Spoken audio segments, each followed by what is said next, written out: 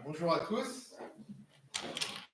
C'est une joie, encore une fois, d'être avec vous. Là, j'ai perdu le stylo. Vous pouvez ouvrir vos Bibles pendant que la technique s'installe. Il y a beaucoup de transitions ce matin. Je vais regarder mon ingénieur du son, là. Est-ce que ça va comme ça? Un peu plus bas? Comme ça? Allez. Comme ça, on a du son. Voilà, donc ouvrez vos Bibles. Et sans surprise, si vous avez compris qu'on est dans une nouvelle série, on va être dans le livre des Actes. Et on est au chapitre 2 ce matin. Voilà. Alors, je vous salue tous ceux qui sont là, que vous soyez réguliers, que vous soyez nouveaux, que vous soyez en visite. On a aussi la joie d'avoir le pasteur Philippe Macaillé et son épouse parmi nous qui sont venus de Côte d'Ivoire, voilà, et qui sont avec nous ce matin pour le culte. Donc, on est dans la joie. Il nous dira un petit mot tout à l'heure. La semaine dernière, nous avons commencé, alors si vous n'étiez pas la semaine dernière pour rattraper le train, nous avons commencé la série sur le livre des Actes, avec le chapitre 1, logique. Et on avait vu donc les dernières instructions que Jésus donne à ses disciples, les dernières promesses aussi qu'il donne à ses disciples. Et puis on a vu son départ, on a vu son ascension. Les disciples étaient ensuite rentrés à Jérusalem pour attendre. Ils étaient rentrés pour attendre. Comme Jésus, d'ailleurs, leur avait demandé, tout simplement, attendre l'arrivée de l'Esprit Saint. Et aujourd'hui, nous continuons avec le chapitre 2, un chapitre absolument extraordinaire. C'est peut-être mon chapitre préféré dans toute la Bible. Je sais qu'on ne doit pas choisir, mais quand même. Je ne sais pas si dans votre vie, c'est une vraie question, je ne sais pas si dans votre vie, dans votre parcours, vous avez été témoin, vous avez vécu, vous avez participé à des moments de l'histoire, à des moments, des événements de l'histoire qui ont changé le monde.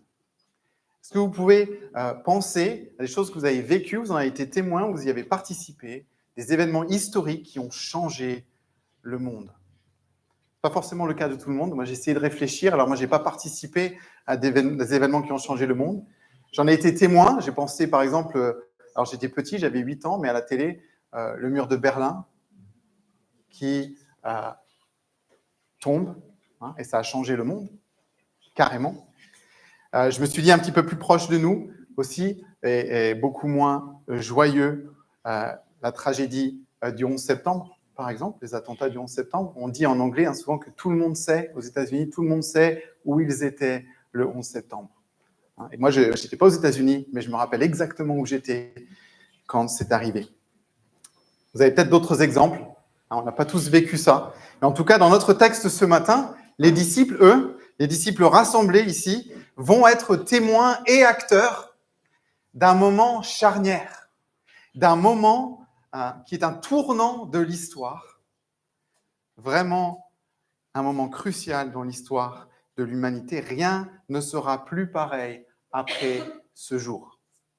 Nous sommes donc le jour de la Pentecôte et un événement extraordinaire va se dérouler.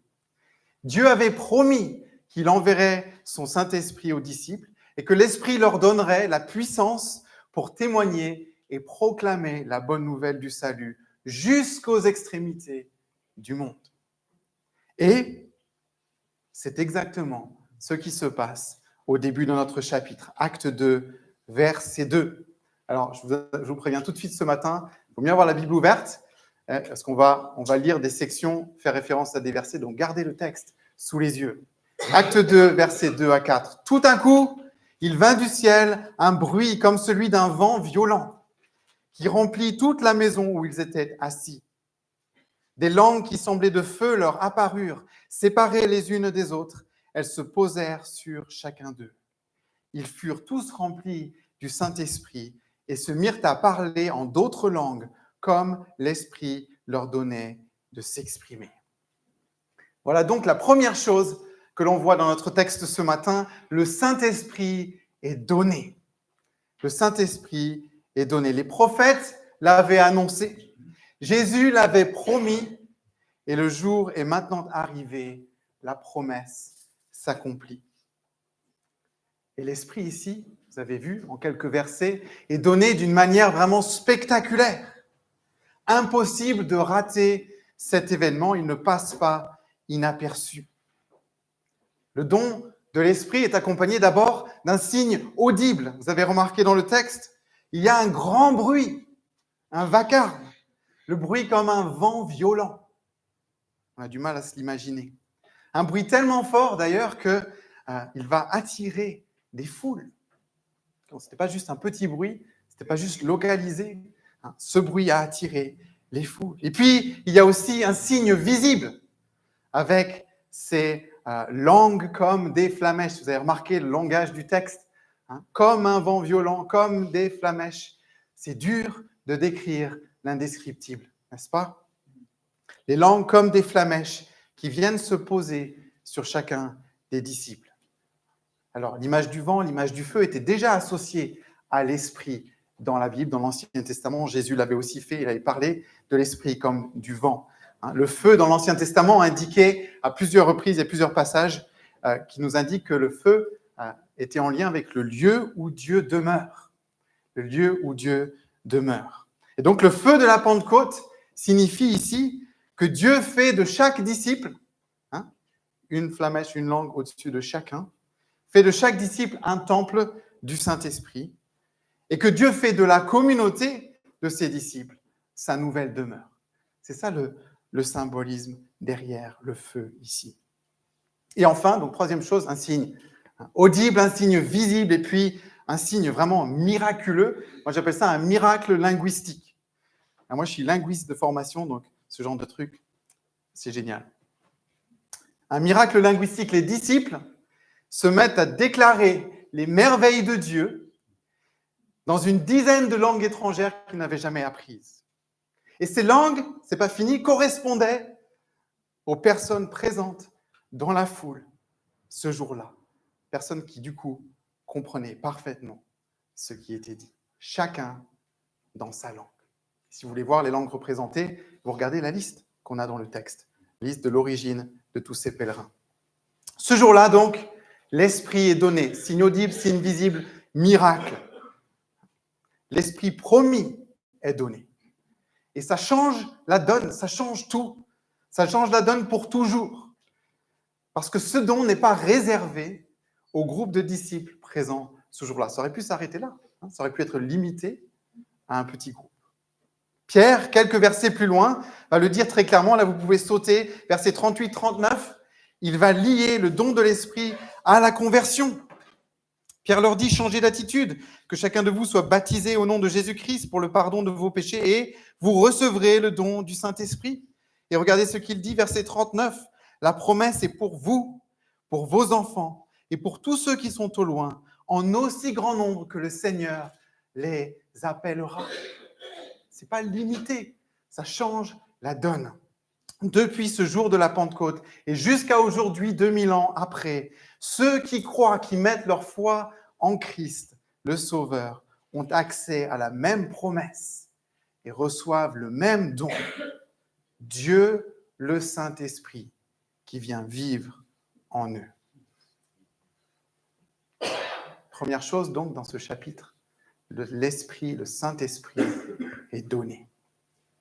Deuxième chose qu'on remarque, qu'on voit et on avance un petit peu dans le texte, on voit que l'Évangile est proclamé. L'Esprit est donné, l'Évangile est proclamé. Et les deux sont liés, bien sûr. Alors les foules, vous avez vu, si vous connaissez ce chapitre, les foules qui ont assisté à cet événement, avec le bruit, avec les flammes, avec le miracle des langues, en fait, elles sont partagées. Elles sont partagées face à ce qu'elles voient et ce qu'elles entendent. Elles ne comprennent pas. Certains étaient vraiment perplexes par rapport à ces événements. Certains se posaient des questions. Regardez le verset 12. Ils disent « Qu'est-ce que cela veut dire ?» C'est spectaculaire, mais qu'est-ce que ça veut dire? Et puis d'autres sont allés un peu plus loin, on le sait. Ils ont préféré même se moquer et du coup tourner la chose en ridicule. Alors, l'apôtre Pierre se lève et s'adresse à la foule pour faire deux choses. Première chose, d'une part, pour expliquer ce qu'ils sont en train de voir et de vivre. Regardez le verset 14. Comprenez ce qui se passe. Pierre leur dit, comprenez ce qui se passe. Il va leur expliquer. Mais Pierre fait une deuxième chose dans sa prédication, cette première prédication après la Pentecôte. Pierre se lève pour leur annoncer clairement, à partir des Écritures, que Jésus est le Messie et le Sauveur. L'Évangile est proclamé. Et regardez avec moi, on va regarder quelques versets qui s'enchaînent à partir du verset 22. Regardez comment Pierre s'y prend. Verset 22. Jésus est venu, il a vécu, il a enseigné, il a fait des miracles parmi le peuple. Verset 23, il a été livré. Et puis, il a été crucifié. Il est mort sur une croix par l'intermédiaire d'hommes impies. Et puis, verset 24, mais Dieu, il y a beaucoup de mais Dieu dans la Bible qui sont toujours grandioses. Mais Dieu a brisé les liens de la mort.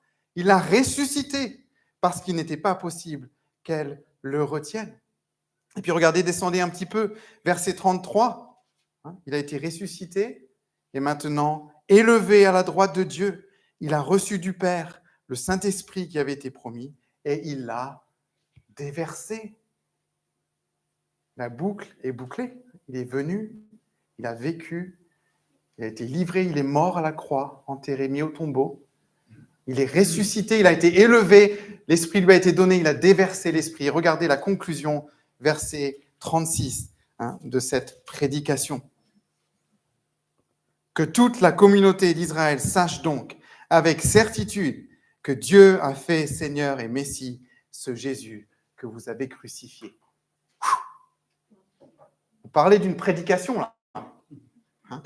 C'est clair, c'est limpide, c'est structuré, c'est percutant.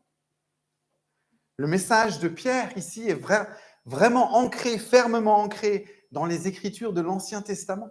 Il cite Joël, il cite les psaumes. Son message est aussi fermement ancré dans la vie de Jésus-Christ. Et qu'est-ce qu'il fait? Il proclame d'une voix forte, avec courage, le message de l'Évangile. Et pour moi, il y a vraiment ici, tout de suite, une illustration de ce que Jésus avait dit à ses disciples 10 jours avant. Acte 1, 8. Vous connaissez ce verset par cœur. Vous recevrez une puissance lorsque le Saint-Esprit viendra sur vous et vous serez mes témoins. Est-ce que ce n'est pas là ce qu'on voit exactement avec Pierre? La puissance de l'Esprit au service du témoignage. L'Esprit qui nous équipe pour témoigner fidèlement. Cette puissance, elle est évidente ici, quand on pense au caractère de Pierre et à son parcours, n'est-ce pas? On savait que Pierre était zélé, mais Pierre, à peine 2 mois avant, faisait profil bas. Pierre dissimulait le fait qu'il était disciple de Jésus. Pierre niait et reniait son Seigneur 3 fois. Ce n'est pas forcément le profil recherché pour un prédicateur courageux de l'Évangile. Pourtant, c'est lui qui, le jour de la Pentecôte, se lève et proclame avec clarté et courage que Jésus est le Sauveur. Pierre avait été brisé par son reniement. Vous savez, il avait pleuré amèrement, dit le texte. Mais il avait ensuite fait l'expérience de la grâce infinie de son Seigneur, qui l'a réhabilité, qui l'a restauré, qui lui dit par 3 fois « Paix mes brebis ». Et nous aussi, nous avons connu la grâce de Dieu, n'est-ce pas? Nous avons connu son pardon, nous aussi, nous avons été rachetés et restaurés. Nous sommes donc chacun dans une position privilégiée pour témoigner de Christ. Et ce que nous voyons dans ce passage doit vraiment nous encourager dans notre témoignage. Nous pouvons et nous devons compter sur l'Esprit qui vit en nous pour nous équiper, pour nous conduire, pour nous donner la sagesse, le discernement, le zèle, le courage, et parfois même pour nous donner les paroles qu'il faut dire, n'est-ce pas? Nous devons nous appuyer sur l'Esprit. Nous avons là un exemple, et la Bible et le Nouveau Testament et le reste des actes sont pleins d'autres exemples. L'Esprit au service du témoignage. Le Saint-Esprit est donné, l'Évangile est proclamé, et troisième chose qu'on voit dans ce texte, on avance, les cœurs sont transpercés. La puissance du message dans ce texte se voit à l'impact qu'il a eu sur les auditeurs. Regardez le verset 37. Le texte nous dit qu'ils eurent le cœur vivement touché. En fait, ici, l'expression dans l'original veut dire que les paroles ont percé ou transpercé les cœurs. Autrement dit, ils ont été bousculés. Ils ont été bouleversés, on pourrait peut-être même dire, c'est un peu à la mode, qu'ils ont été percutés par les paroles de Pierre. Et c'est intéressant ici de voir que la foule ne parle pas du charisme de Pierre. Elle ne parle pas de sa maîtrise de l'art oratoire. Ce n'est pas non plus l'atmosphère du moment qui les emporte. Rappelez-vous, le discours de Pierre est spontané et il vient en réponse à des moqueries. D'accord ? Pierre ne peut pas supporter ce qu'il entend. Ils sont ivres, il est 9h du matin. Non, il se lève, c'est spontané. Personne n'a chauffé la salle. Pas de référence aux flamèches. Personne n'a chauffé la salle. Ce sont bel et bien les paroles qui ont percé les cœurs. La puissance est dans le message, ici. La puissance est dans le message, et c'est ce que Paul dira d'ailleurs dans Romains 1, verset 16. « Car je n'ai pas honte de l'évangile, qui est la puissance de Dieu par laquelle il sauve tous ceux qui croient. » Ce jour-là, donc, l'Esprit a inspiré Pierre, l'a équipé pour témoigner d'une manière claire et percutante. Et ce même Esprit a appliqué la parole de Dieu au cœur de la foule. Et leur vie a changé. Et ce qui se passe ce jour-là est loin d'être superficiel. Il ne s'agit pas d'une formalité ici religieuse que ces 3000 personnes accomplissent. Leurs vies sont profondément changées et transformées. Et lorsqu'on comprend le message de l'Évangile, on comprend en fait notre besoin de changer. C'est peut-être la première chose qu'on saisit. Et ce changement dont il est question est profond et radical. On comprend que notre façon de vivre n'est pas en accord avec Dieu, avec ce qu'il veut. On comprend le fossé qui nous sépare de Dieu. On comprend la gravité de notre péché et ses conséquences. Et qu'est-ce qu'on fait ? On se repent. C'est ce que Pierre dit ce jour-là. Regardez, repentez-vous. Et un peu plus loin, il dira, sauvez-vous de cette génération perverse. Pierre ici ne fait que reprendre le message que Jésus, en fait, prêchait tout au long de son ministère. On le lit, par exemple, très clairement dans Marc 1,15, n'est-ce pas ?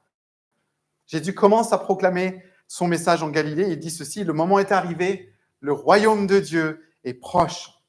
Changez d'attitude et croyez à la bonne nouvelle. » Pierre n'a rien inventé. La repentance, c'est un changement de direction dans la Bible. C'est abandonner et rejeter notre ancienne façon de vivre pour prendre un nouveau départ et commencer une nouvelle vie, conforme cette fois-ci à la volonté de Dieu. Au lieu de n'en faire qu'à notre tête, nous marchons à la suite de Jésus-Christ. Nous suivons son chemin. Et du coup, nous devenons des disciples. Des disciples. Et c'est ce qui se passe ce jour-là, n'est-ce pas ? Regardez le verset 41. Ceux qui acceptèrent sa parole furent donc baptisés, et ce jour-là, le nombre des disciples augmenta d'environ 3000 personnes. Remarquez bien le mot disciple ici. Ce n'est pas le nombre de sympathisants qui a augmenté. Ce n'est pas le nombre de curieux qui augmente, mais bien le nombre de disciples. Des personnes transformées par l'Esprit de Dieu et qui ont reçu une nouvelle vie. Cette partie du chapitre, elle m'encourage énormément. J'ai dit il y a un instant, la puissance est dans le message. La parole que nous partageons avec ceux qui ne croient pas autour de nous, elle est vivante. Elle est vivante. Et si elle est vivante, c'est parce que l'Esprit lui donne vie. L'Esprit qui l'a inspiré lui donne vie et l'applique au cœur pour amener le plus grand nombre au salut. Cela m'encourage dans mon témoignage à toujours diriger ceux à qui je partage ma foi. Et il y a toujours un élément personnel, un élément de vécu, bien entendu. Mais à diriger ceux à qui je partage ma foi vers la Bible. Vers la Bible, vers la parole de vie. Pourquoi ? Parce que c'est là qu'est la puissance pour que leur vie change. Pas dans ce que je vais leur raconter. Saint-Esprit est donné, l'évangile est proclamé, les cœurs sont transpercés. Et la dernière chose que l'on voit dans notre texte ce matin, l'Église est née. L'Église est née. Le Saint-Esprit, qui vient de transformer la vie de 3000 personnes, ne s'arrête pas là. Vous avez vu ? Il va faire de ces nouveaux disciples une communauté, unique en son genre, une famille, un corps soudé et bien coordonné. C'est la naissance de l'Église. Ce n'est pas moi qui ai inventé le mot. Il se trouve le dernier verset du chapitre 2. Regardez ce qui est marqué. Il louait Dieu et avait la faveur de tout le peuple, et le Seigneur ajoutait chaque jour à l'Église ceux qui étaient sauvés. Ces gens, cette foule de nouveaux convertis, ne retournent pas immédiatement chez elle. Et beaucoup d'entre eux, d'ailleurs, étaient des pèlerins qui avaient fait une sacrée distance, qui avaient laissé leur famille et leurs proches. Mais la foule de nouveaux convertis ne retourne pas immédiatement chez elle. Ils ne retournent pas tout de suite à leurs occupations quotidiennes. Ils restent ensemble. Ils restent ensemble. Et voici ce qu'on lit à partir du verset 42. Ils persévéraient dans l'enseignement des apôtres, dans la communion fraternelle, dans la fraction du pain et dans les prières. La crainte s'emparait de chacun. Il se faisait beaucoup de prodiges et de signes miraculeux par l'intermédiaire des apôtres. Tous ceux qui croyaient étaient ensemble et ils avaient tout en commun.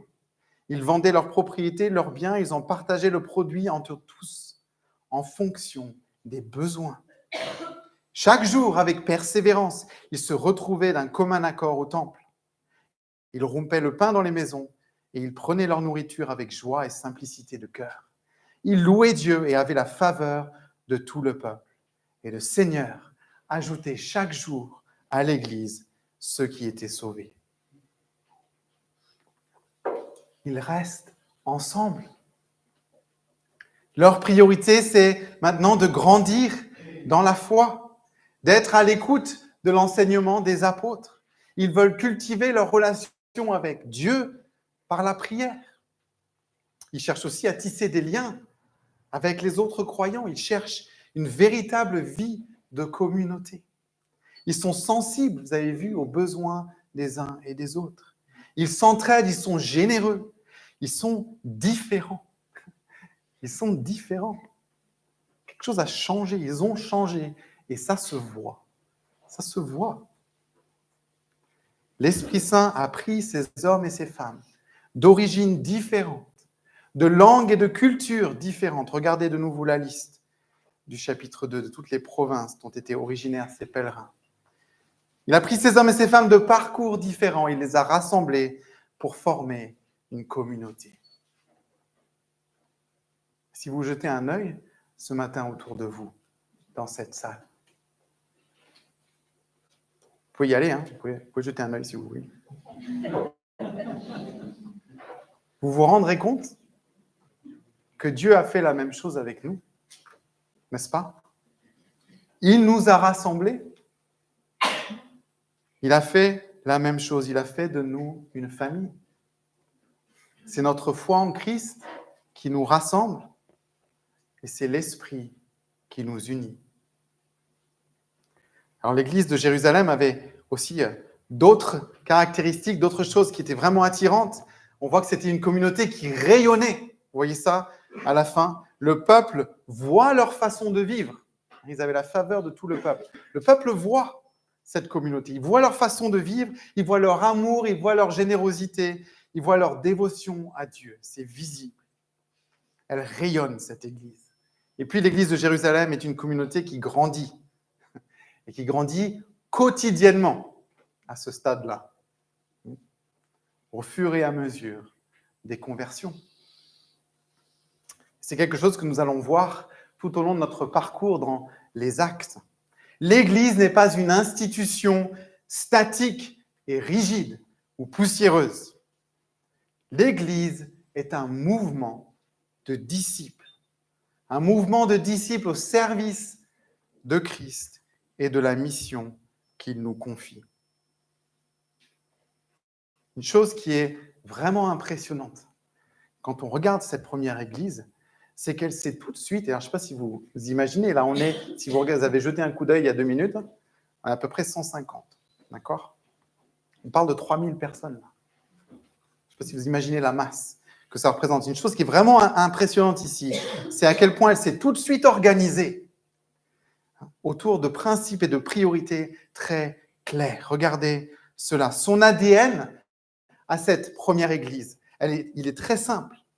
Les apôtres ont mis en place 4 priorités, on pourrait même dire 4 piliers, 4 fondements qui structurent toute la vie spirituelle et relationnelle de cette foule de croyants. Regardez, toute la vie de cette nouvelle communauté, elle est organisée autour de l'enseignement des apôtres, la communion fraternelle, la fraction du pain et les prières.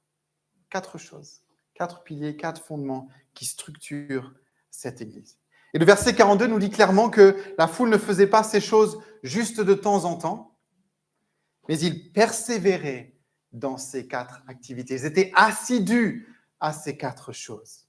Le mot ici, qui est traduit par persévérer, veut dire qu'ils étaient totalement dévoués. Ils étaient focalisés, ils se consacraient entièrement à ces activités. Autrement dit, donc, ces 4 choses, ces 4 éléments faisaient partie de l'identité de cette Église. Et on va les regarder rapidement. Première chose, donc, ils persévéraient dans l'enseignement des apôtres. Verset 42, première chose qui est mentionnée. La foule des nouveaux disciples, il faut se l'imaginer ici, elle veut apprendre, elle veut connaître, elle veut comprendre. Cette assemblée est en demande. Elle veut en savoir plus. L'enseignement ne leur est pas ici imposé, ce n'est pas une contrainte, ce n'est pas une corvée non plus. C'est quelque chose qu'ils désirent parce qu'ils comprennent leurs besoins. Les apôtres ici se retrouvent, il faut bien se le représenter, avec 3000 nourrissons dans la foi. D'accord? Les jeunes convertis, 3000 nourrissons dans la foi. L'église de Jérusalem était la plus grande crèche spirituelle du monde. Le besoin était énorme, énorme. On aurait pu se sentir dépassé. La priorité devient donc la croissance dans la foi, l'affermissement des disciples, la croissance dans l'amour pour Dieu et l'amour fraternel. Les apôtres n'ont pas laissé ces nouveaux croyants livrés à eux-mêmes, mais ont compris que la communauté des croyants est le lieu où les chrétiens grandissent. Grandissent dans leur foi, dans leur connaissance, dans leur amour et dans leur sainteté. Une église solide et en bonne santé garde la parole de Dieu à la place centrale. Elle doit être enseignée, cette parole, à l'école de dimanche, dans nos groupes de jeunes, dans les différents groupes de semaine. Elle est la base de notre louange le dimanche matin, de nos cultes. Elle est prêchée aussi fidèlement que possible, semaine après semaine. Les premiers chrétiens avaient soif d'apprendre. Ils avaient soif de découvrir la volonté de Dieu, soif de comprendre. Et nous pouvons prier, demander au Seigneur de nous montrer notre besoin et de renouveler, si besoin, cette soif et cette faim pour sa parole. Deuxième chose, il persévérait dans la communion fraternelle. Ici, c'est un mot qui a plusieurs facettes, qui veut dire être partenaire. La communion fraternelle, un mot qui nous parle d'unité, d'être unis autour d'une même chose, de prendre part, de participer ensemble à une même expérience. La Bible du Semeur le traduit bien, je trouve, et dit « Il s'attachait à vivre en communion. Ils s'attachaient à vivre en communion. Les chrétiens de Jérusalem avaient saisi qu'un nouveau lien les unissait, que leur foi en Christ faisait d'eux une communauté unique. Et ils étaient maintenant frères et sœurs en Christ, partenaires dans la mission de Dieu.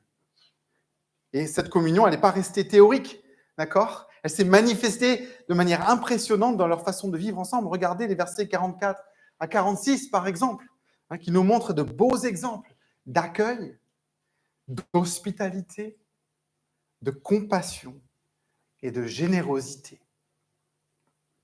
Certains vendaient même leurs possessions pour subvenir aux besoins de leurs frères. Tout était fait en fonction, le texte dit, en fonction des besoins. Alors cela peut paraître extrême, ça fait peur à certains, ces versets. Mais ici, c'est en fait un exemple de la générosité radicale que l'Esprit peut produire en nous quand la situation le réclame. C'est vrai.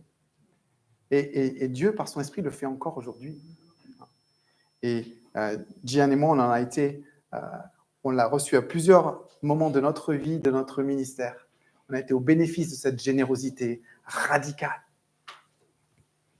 que l'Esprit a utilisée, a produite dans le cœur de frères et de sœurs. Il y a un principe ici de base qui reste d'actualité pour nous. Ces chrétiens ont vu le besoin, et ils ont répondu avec compassion et avec générosité. Lorsque nous concevons la communion fraternelle comme Dieu l'a définie, cela change vraiment notre façon de voir et notre façon de vivre dans l'Église. Ça change notre façon de voir parce que vivre en communion dans l'Église devient donc voir les autres comme ils sont vraiment, pour qui ils sont vraiment, c'est-à-dire des frères et sœurs en Christ, des pécheurs pardonnés, tout comme moi, des partenaires dans la foi aussi, des disciples habités par l'Esprit. Et puis ça change notre façon de vivre. Le Seigneur fait de nous une communauté et lorsque nous comprenons cela, alors nous allons chercher à passer du temps ensemble. Nous allons chercher à nous rassembler régulièrement sous différentes formes. Et on le voit bien dans ce texte, ces premiers chrétiens aimaient se rassembler. Encore une fois, ce n'est pas forcé, ils avaient de la joie à le faire, ils recherchaient ces moments, ils en avaient besoin, ils en avaient envie. Et nous aussi, nous voulons saisir les occasions qui se présentent pour nous rassembler, pour le culte, par exemple, en grand groupe, le dimanche, mais aussi dans les groupes de semaine, les groupes de maison, les réunions de parole et de partage et de prière, par exemple, mais aussi en invitant dans nos salles à manger, dans nos salons, et plein d'autres façons de se rassembler. Et à travers les moments de communion, Dieu va nous faire grandir et va produire en nous un fruit visible.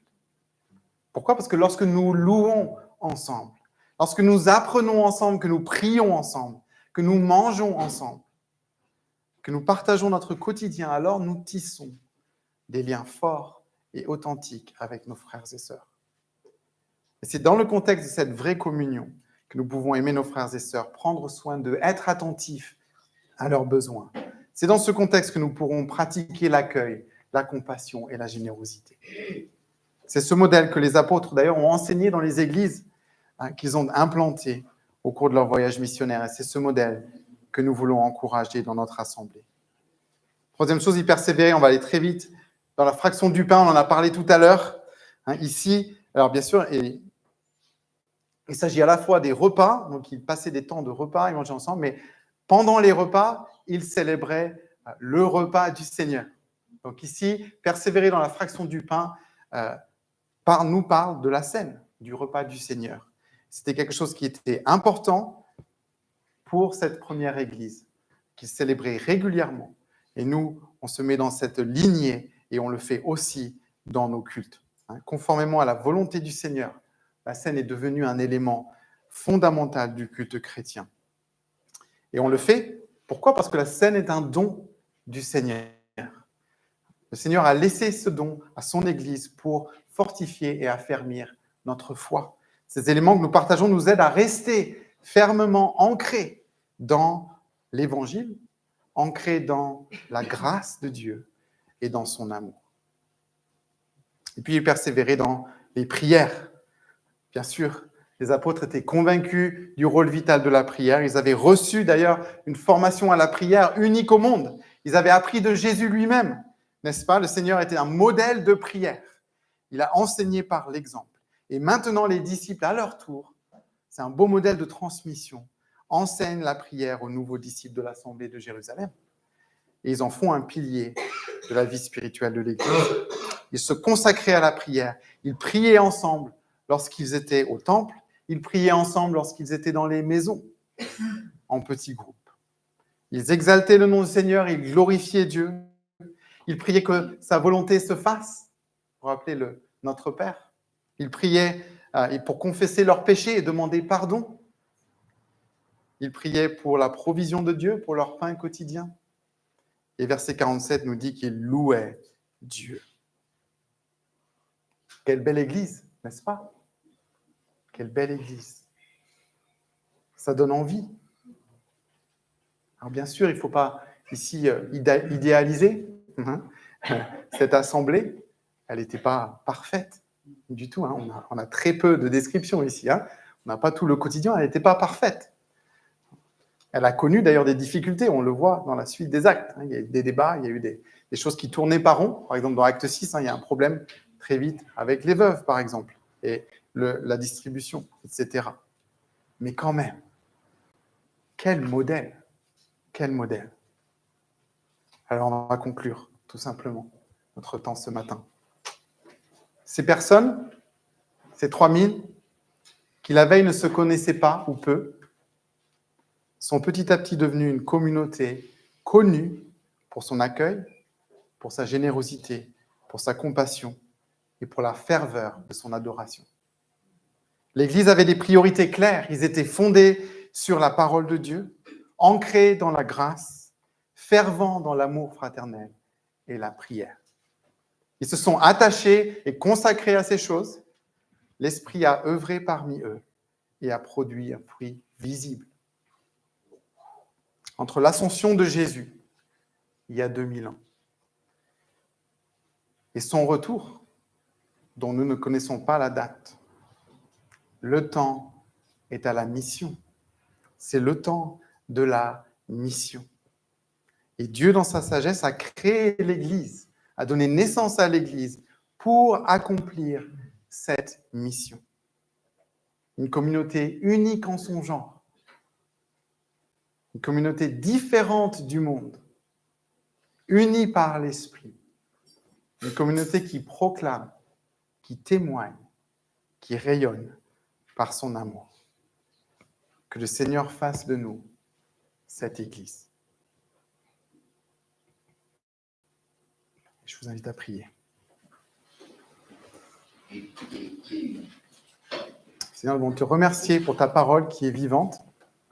Te remercier pour ce texte d'Acte 2, ce don de l'Esprit. Seigneur, merci parce qu'aujourd'hui, nous nous tenons ici devant toi et ton Esprit vit en nous parce que nous avons mis notre foi en toi. Merci parce que tu nous équipes, tu nous fortifies, tu nous accompagnes, tu nous transformes par cet Esprit, tu nous convaincs de notre péché. Seigneur, tu nous conduis au jour le jour dans notre mission. Seigneur, merci pour cela. Remplis-nous tous les jours. Nous voulons être remplis de ton Esprit, nous laisser guider par lui. Seigneur, merci pour les frères et sœurs, cette communauté que tu as formée à Tarbes, cette communauté locale de tes enfants, de tes disciples. Seigneur, on te prie de nous souder encore plus les uns les autres, que nous puissions nous connaître, que nous puissions partager le quotidien et la vie, que nous puissions être attentifs aux besoins les uns et des autres, que nous puissions nous aimer les uns et les autres, que nous puissions nous aider, Seigneur, que nous puissions nous réconforter, que nous puissions nous encourager, que nous puissions aussi nous reprendre les uns et les autres. Seigneur, nous savons que le monde regarde, voit l'Église. Et Seigneur, nous voulons qu'elle voie une Église qui rayonne, une Église qui t'aime, qui est entièrement dévouée à toi, une Église qui témoigne par la façon de vivre de cette nouvelle vie que nous partageons avec les uns et les autres. Seigneur, que ce ne soit pas simplement des paroles vides, mais Seigneur, que les gens voient le changement en nous, voit le changement dans nos vies individuelles, personnelles, mais aussi dans notre vie de communauté. Et Seigneur, que tu attires des personnes à toi et que tu ajoutes encore des personnes à cette Église. Au nom de Jésus. Amen.